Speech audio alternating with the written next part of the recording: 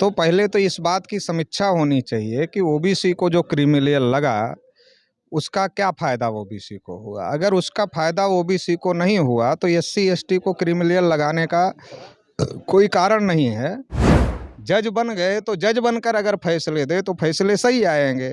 अगर कोई जज जो हाई कोर्ट सुप्रीम कोर्ट में बैठा हुआ है वो जज है लेकिन वो ब्राह्मण बन के फैसले देगा तो फैसले गलत आएंगे।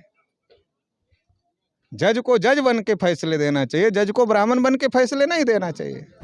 तो इसलिए तो पिछली बार इस तरीके का आंदोलन हुआ था तो उसमें बड़े पैमाने पर हिंसा हुई थी। तो इसलिए वामन मेश्राम साहब ने इस बार ये ऐलान किया कि हम लोग इस भारत बंद में शामिल नहीं हैं क्योंकि वो हिंसा करवाना चाहते हैं।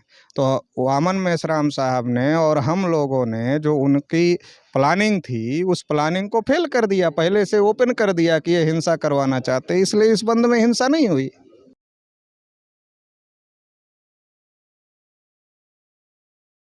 नमस्कार, आप देख रहे हैं डेमोक्रेट्स मैन। मैं हूं विनोद कुमार देव। हमारे साथ हैं राष्ट्रीय पिछड़ा वर्ग मोर्चा के राष्ट्रीय अध्यक्ष माननीय चौधरी विकास पटेल जी।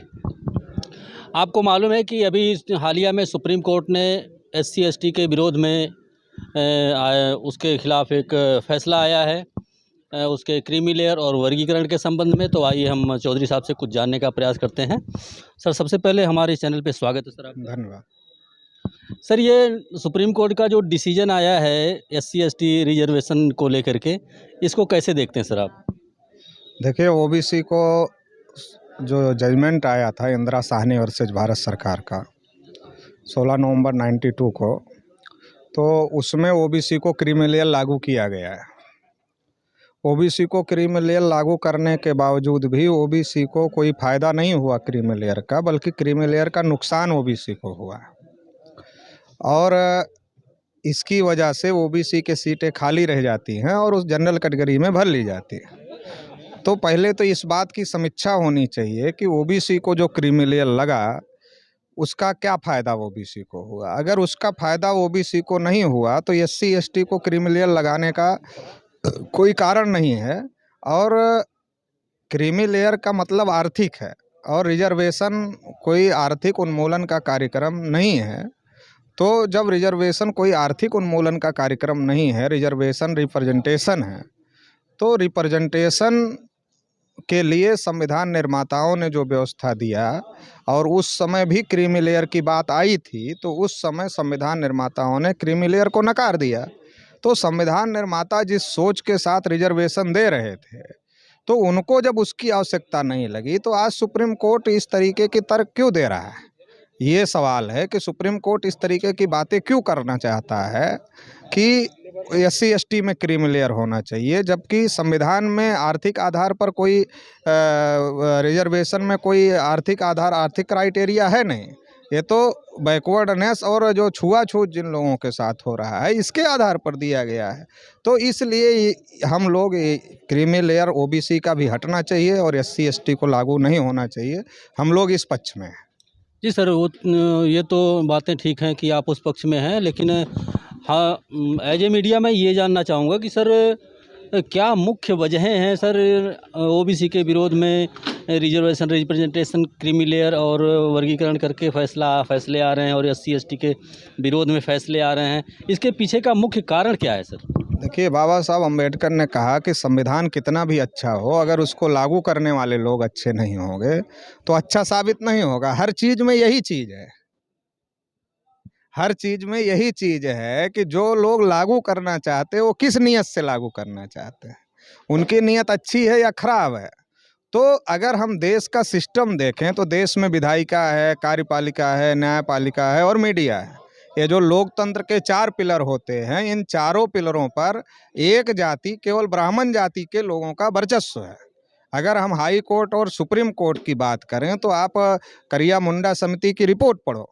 तो करिया मुंडा समिति की रिपोर्ट ये कहती है कि न्यायपालिका में जातिवाद भी है और भाई भतीजावाद भी है, परिवारवाद भी है।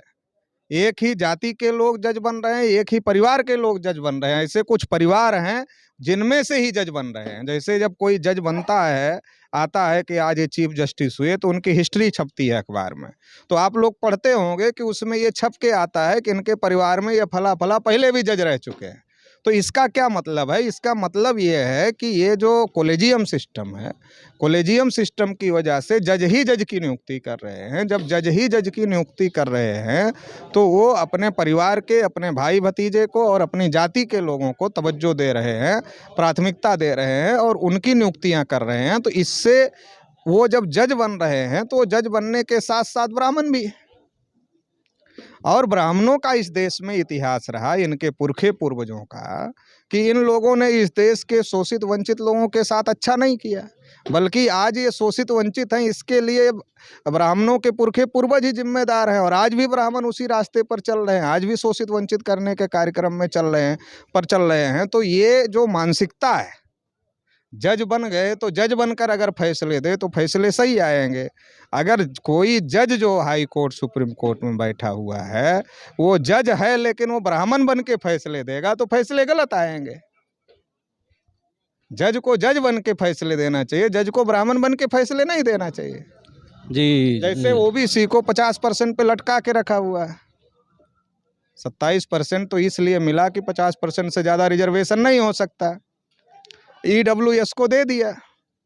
ईडब्ल्यूएस का 8 लाख कमाने वाला आदमी गरीब है, ओबीसी का 8 लाख कमाने वाला आदमी अमीर है, क्रीमी लेयर है, उसको रिजर्वेशन नहीं मिलना चाहिए। तो ये जज बन के फैसले दिए जा रहे हैं या ब्राह्मण बन के फैसले दिए जा रहे हैं? सर, एक तरफ सुप्रीम कोर्ट के इस तरीके से डिसीजन आ रहे हैं और 21 तारीख को अभी 21 अगस्त को जो आंदोलन हुआ है, तो पब्लिक में ये व्यू आ रहा है कि सर सुप्रीम कोर्ट एक संवैधानिक संस्था है और उसने संवैधानिक दायरे में रह करके जो डिसीजन दिया है, जैसा भी दिया है, लेकिन संवैधानिक दायरे में रह करके दिया है। लेकिन जो 21 अगस्त का आंदोलन हुआ है उसके बारे में सर क्या प्रतिक्रिया देना चाहेंगे? नहीं, देखिए, लोगों की ये मांग थी कि जो सुप्रीम कोर्ट ने फैसला दिया है उस फैसले को सरकार वापस ले। तो सरकार के पास तो अधिकार है ना, ये सरकार के पास ये अधिकार है कि सरकार उसको वापस ले सकती है, ये अधिकार सरकार के पास में है। तो सरकार फैसला वापस ले, इसके लिए लोग आंदोलन कर रहे थे। सुप्रीम कोर्ट ने डिसीजन दिया तो सुप्रीम कोर्ट और एक पार्लियामेंट है, कानून बनाने का अधिकार सुप्रीम कोर्ट के पास नहीं है, कानून बनाने का अधिकार पार्लियामेंट के पास में है। सुप्रीम कोर्ट ने कहा कि ये होना चाहिए, अपनी राय दिया या जजमेंट दिया। तो सुप्रीम कोर्ट ने दिया तो संसद को तय करना है क्या होना चाहिए, क्या नहीं होना चाहिए। तो लोग ये कह रहे हैं। मगर ये सवाल सर एक काफ़ी बड़े पैमाने पे आ रहा है कि इस आंदोलन का किसी ने जिम्मा नहीं लिया, किसी संगठन ने जिम्मा नहीं लिया। आंदोलन का किसी ने जिम्मा नहीं लिया तो इसलिए तो पिछली बार इस तरीके का आंदोलन हुआ था तो उसमें बड़े पैमाने पर हिंसा हुई थी। तो इसलिए वामन मेश्राम साहब ने इस बार ये ऐलान किया कि हम लोग इस भारत बंद में शामिल नहीं हैं, क्योंकि वो हिंसा करवाना चाहते हैं। तो वामन मेश्राम साहब ने और हम लोगों ने जो उनकी प्लानिंग थी उस प्लानिंग को फेल कर दिया, पहले से ओपन कर दिया कि ये हिंसा करवाना चाहते हैं, इसलिए इस बंद में हिंसा नहीं हुई। ओके सर, बहुत बहुत धन्यवाद। धन्यवाद।